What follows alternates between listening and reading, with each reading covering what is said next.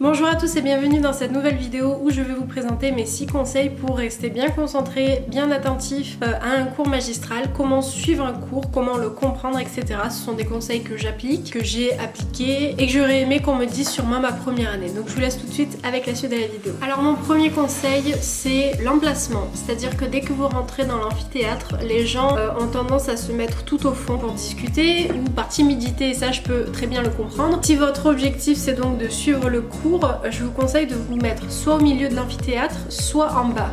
Vous inquiétez pas, pose pas de questions, on vous sollicite pas parce que justement vous êtes en bas. Là au moins vous êtes sûr que les gens qui seront devant, leur but c'est d'écouter et donc vous ne serez pas parasité par tous les gens qui discutent et vous allez avoir tendance vous aussi à discuter et ça c'est moyen. À part si c'est un très grand amphi et que c'est assez difficile et ça je peux le comprendre, mais quand même mon conseil c'est de se mettre devant. Après je comprends qu'il y a des facs où il y a énormément de monde et donc c'est difficile de trouver une place devant, mais dans ce cas-là, ce que je vous conseillerais de faire, c'est de venir un quart d'heure voire une demi-heure à l'avance. C'est ce que je faisais pour un cours où en fait l'amphithéâtre était tellement petit que tout le monde voulait se mettre devant pour pouvoir écouter. Et au final, on n'avait plus de place devant, donc ce que je faisais, c'est que bon bah du coup je me levais un peu plus tôt, mais je partais une demi-heure à l'avance avec une de mes amies. Et au final, on était sûr d'avoir des places et là au moins bah, vous êtes tranquille. Puis surtout que c'est pas du temps perdu parce que pendant la demi-heure qui suit, vous pouvez quand même réviser ou revoir le cours d'avant, etc., etc. Et ça peut vous permettre aussi de mieux comprendre le cours qui suit. Alors mon deuxième conseil, c'est votre téléphone. On a tendance à oublier la sonnerie, donc je vous conseille de le mettre sur silencieux si vous n'avez pas envie de vous faire remarquer. Mais ça c'est qu'un petit détail parce que bon ça arrive. C'est surtout de le mettre dans votre sac, tout simplement parce qu'en amphithéâtre on a droit au téléphone. Bon il y a des profs qui tolèrent moyen, mais dans l'ensemble on a droit à utiliser le téléphone, à répondre à quelques SMS, etc. Et on est très tenté lorsque d'un coup le cours est un peu ennuyant ou lorsque le prof se répète d'utiliser le téléphone. Donc je vous le conseille de le mettre dans le sac parce que par expérience j'ai vu que quand mon téléphone était sur ma table, j'avais tendance, voilà, n'est-ce pas ? Quand mon téléphone était sur la table, j'avais tendance à plus facilement regarder les messages que je recevais, les mails, les choses futiles que je pouvais faire juste après. Alors que quand je l'avais dans mon sac, j'avais tendance à l'oublier. Et c'est ce conseil que je vous avais donné lorsque je vous avais donné 6 conseils pour rester concentré lors des révisions. C'est aussi d'enlever le téléphone du champ de vision. Ça vous permet de vraiment rester concentré et de l'oublier. Parce que même si vous vous ennuyez, à la rigueur, vous allez penser à autre chose. Mais au moins, vous n'allez pas aller sur le téléphone et ça risque de durer des minutes et des minutes, donc voilà. Pour pouvoir bien suivre le cours et surtout bien le comprendre, ce qui est important c'est d'être à l'aise avec votre méthode de travail. Alors je sais que c'est compliqué de trouver une méthode de travail, notamment quand on débute et quand on est en première année. Après sachez que ça vient au fur et à mesure. Moi j'ai mis assez longtemps à trouver ma bonne méthode, maintenant je l'ai, mais même encore aujourd'hui j'ai des doutes sur ma façon de travailler et ça va varier en fonction des cours. Il y a des cours où ça va être du revu et du revu, dans ce cas là pourquoi pas utiliser l'ordinateur. Il y a des cours où ça va être tellement intéressant que vous allez vouloir vraiment vous investir et donc là l'ordinateur sera pas nécessaire, enfin voilà. Vraiment ça va dépendre de vous. En fait je peux pas vous dire pour vous ce qui est le mieux. Je sais pour moi ce qui est le mieux et ça a été difficile de trouver, mais du coup pour vous je peux pas vous dire, je peux que vous conseiller des méthodes qui pourraient plus ou moins marcher. Et encore une fois je vous renvoie une vidéo que j'avais fait qui était différentes méthodes que je vous présentais de travail qui pouvaient vous intéresser. En gros, est-ce que c'est mieux d'utiliser l'ordinateur ou d'écrire à la main, si on écrit à la main quelle méthode il existe, etc. Donc j'avais vraiment bien expliqué tout ça. Donc si ça vous intéresse, je vous mets tout ça en barre d'infos. Mon quatrième conseil un peu particulier parce que ça serait de rester attentif tout le long du cours. Alors je conçois très bien que des fois il y a des cours magistraux qui durent 2 heures, 3 heures, voire plus, je sais pas, et c'est super dur de rester concentré.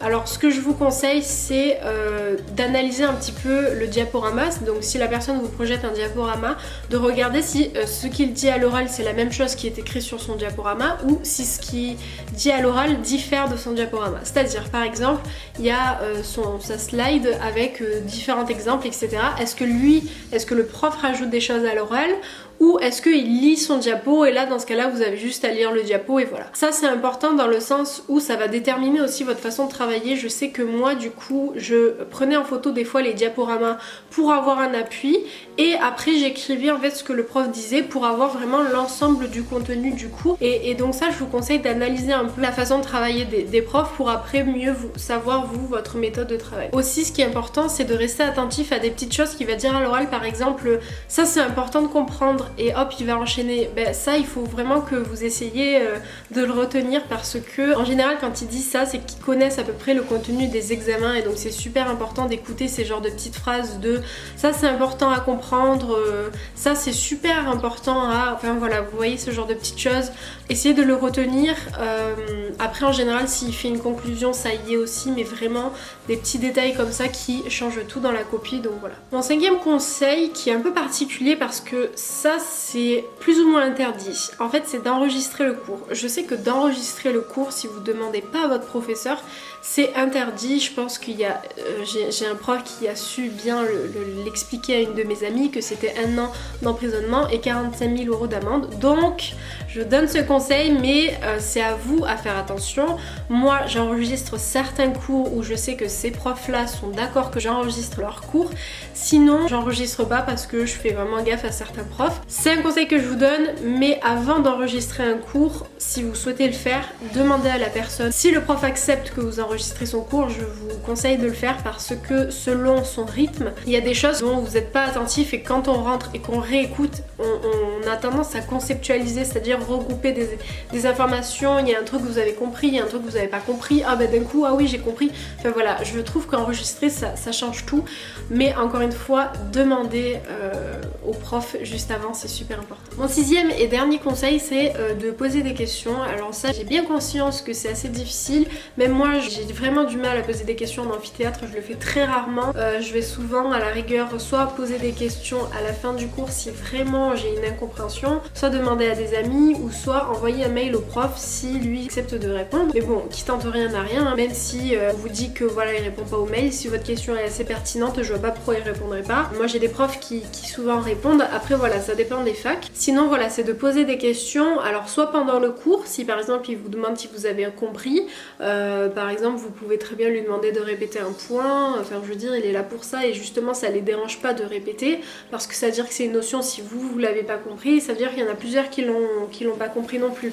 Donc c'est important de demander voilà de répéter ce genre de choses. Si vous êtes trop timide, et ça c'est ce que je peux complètement comprendre, n'hésitez pas à aller le voir à la fin du cours dans ce cas-là en lui disant mais excusez-moi j'ai juste pas bien compris cette notion, ou alors qu'est-ce que ça veut dire ça, etc. Normalement voilà, il n'y a pas de souci, ils sont là pour ça et ils répètent, etc. Ou alors au pire des cas lui envoyer un mail, ou au pire des cas c'est de demander à des amis, mais ça peut être un peu déformé. Il y a des amis à vous qui peuvent très bien avoir compris différemment et en fait finalement c'était pas ça, puis cette pote elle va avoir une mauvaise note et puis vous aussi, enfin voilà, le mieux c'est quand même de demander à une source sûre, c'est-à-dire donc voilà, j'ai terminé avec les conseils. Donc ça ce sont des conseils que j'essaie vraiment d'appliquer en amphithéâtre. Après ça m'arrive d'oublier par exemple de laisser mon téléphone, etc. Mais je me rends compte très vite que voilà, je comprends moins le cours quand il y a mon téléphone sur la table par exemple, ou ce genre de choses. C'est des détails en fait, mais j'avoue que ça change pas mal de choses. Donc voilà, j'en ai terminé avec cette vidéo. J'espère qu'elle vous aura plu. N'hésitez pas à me dire si ce sont des choses que vous aviez tendance à faire ou que vous n'aviez pas pensé, et si ça peut vous aider. En tout cas n'hésitez pas à me le dire et je vous dis à bientôt pour une prochaine vidéo. Bye.